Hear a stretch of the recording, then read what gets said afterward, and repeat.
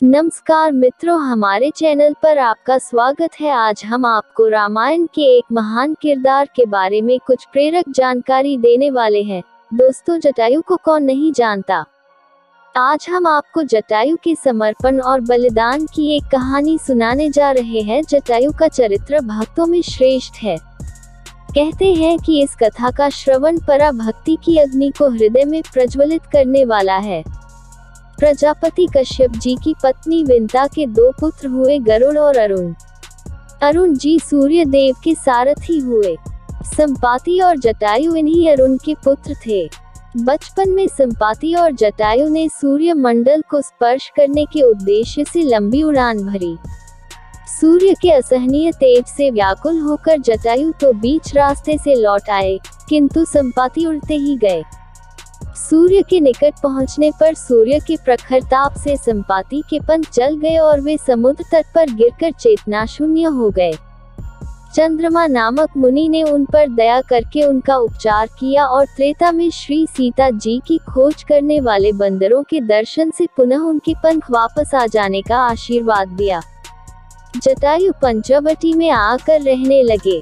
एक दिन शिकार करते समय महाराज दशरथ से इनका परिचय हुआ और ये महाराज दशरथ के परम मित्र बन गए। वनवास के समय जब भगवान श्री राम पंचवटी में पर्णकुटी बनाकर रह रहे थे, तब जटायु से उनका परिचय हुआ। भगवान श्री राम अपने पिता के मित्र जटायु का सम्मान अपने पिता के समान ही करते थे।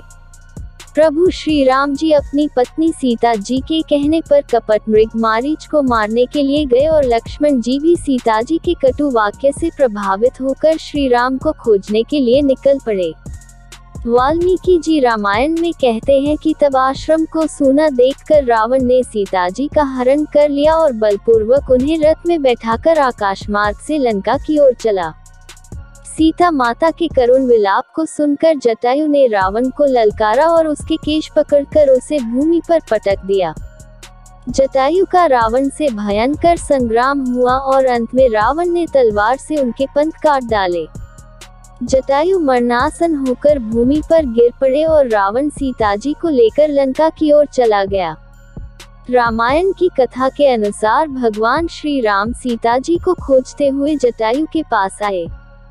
वह मरणासन थे।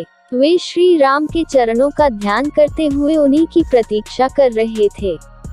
इन्होंने श्री राम से कहा, राघव, राक्षस राज रावण ने मेरी यह दशा की है। वह दुष्ट सीता जी को लेकर दक्षिण दिशा की ओर गया है।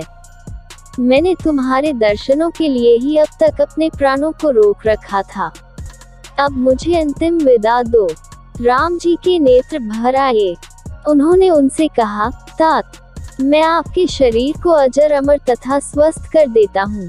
आप अभी संसार में रहें।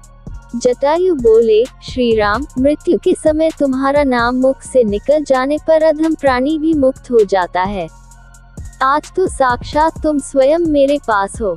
अब मेरे जीवित रहने से कोई लाभ नहीं है। भगवान श्री राम ने उनके शरीर को अपनी गोद में रख लिया। उन्होंने पक्षीराज के शरीर की धूल को अपनी जटाओं से साफ किया। जटायु ने उनके मुख कमल का दर्शन करते हुए उनकी गोद में अपना शरीर छोड़ दिया।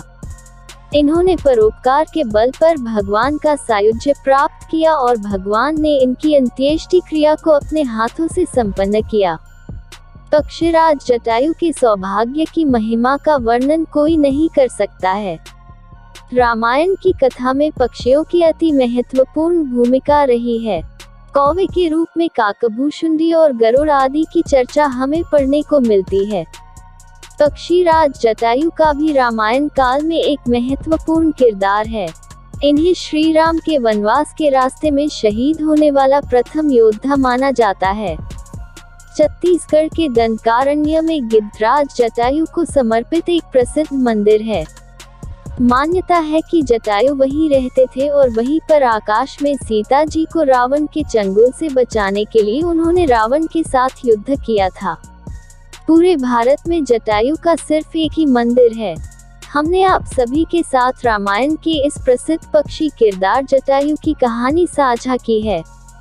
यहाँ हमने उनके जीवन के कुछ अनछुए पहलुओं को भी उजागर किया है। रामायण का हर एक किरदार हमारे लिए कुछ न कुछ शिक्षा की वजह जरूर बनता है। उसी प्रकार पक्षीराज जटायु के जीवन से भी हम बहुत कुछ सीख ग्रहण कर सकते हैं। जटायु का किरदार श्री राम की कथा में अत्यंत संक्षिप्त और थोड़े समय के लिए ही जरूर था, परंतु उनकी भूमिका अत्यंत महत्वपूर्ण थी। उन्हीं की वजह से श्री राम को सीता मैया का पता चल पाया था।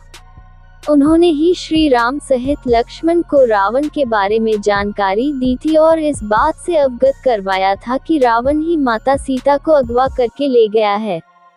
राम जी अत्यंत कम समय में ही गिद्धराज के चरित्र और मंशा से बेहद प्रभावित हुए थे। आशा है आपको जटायु की ये कथा पसंद आई होगी। आगे की अन्य जानकारी के लिए आप हमारे चैनल को सब्सक्राइब जरूर कर लें। धन्यवाद।